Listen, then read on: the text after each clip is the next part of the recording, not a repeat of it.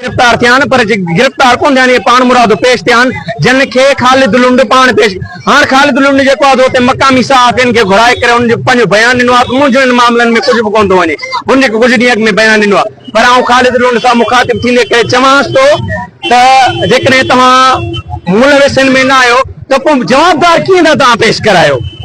छा असां चरिया आहियूं तव्हां असांखे जाइल सम्झो आहे जे तंहिं छा था सम्झो तव्हां सिंध जे शौर रखंदड़ माण्हुनि खे तव्हां बेवकूफ़ था सम्झो तव्हांजी हाणे इहा सरदारी भोतार को सिस्टम इहो ख़तमु थियण वारो आहे हींअर उहो ख़तमु थी चुको आहे छाकाणि जो हींअर तव्हां ख़ौफ़ आहियो इन जे करे तव्हां इहा ॻाल्हि मंज़रियाम ते माना पूरी पिया कयो त मुंहिंजो माना हिन में हथु न आहे हालांकि तव्हां लीगल या अनलीगल तरीक़े सां जेको हुन में मुलविस आहियो जंहिं करे तव्हां मुलविस न हुजो आहे त हिननि जवाबदारनि जा ज़िमा खणी तव्हां पेश न करायो आहे ॿी ॻाल्हि आउं SSP तनवीर तुनियो खे बि अपील कंदुसि त बराए महिरबानी हीअ सिंध जूं न्याणियूं जेकॾहिं तव्हां में अहसासु आहे त हीअ माना राउ कबीले जूं न्याणियूं न आहिनि तव्हां ज़िले जा बाला ऑफिसर आहियो हीअ जेकॾहिं तव्हां सम्झो त तव्हां जूं भेणियूं आहिनि तव्हां जूं न्याणियूं आहिनि हिननि जे मथे ते हथु रखणु अञा ताईं तव्हां कोन पहुता आहियो हिननि जो जेको आहे हुननि खे दिलासो अहसासु ॾियण जे लाइ अञा ताईं तव्हां कोन पहुता आहियो सिर्फ़ु ऐं सिर्फ़ु हिते सोशल समाजी ऐं साहबी दोस्तनि खे शाबाश आहे जेके उहे पहुचनि पिया पहिरें ॾींहं खां वठी हिते गॾु हिननि सां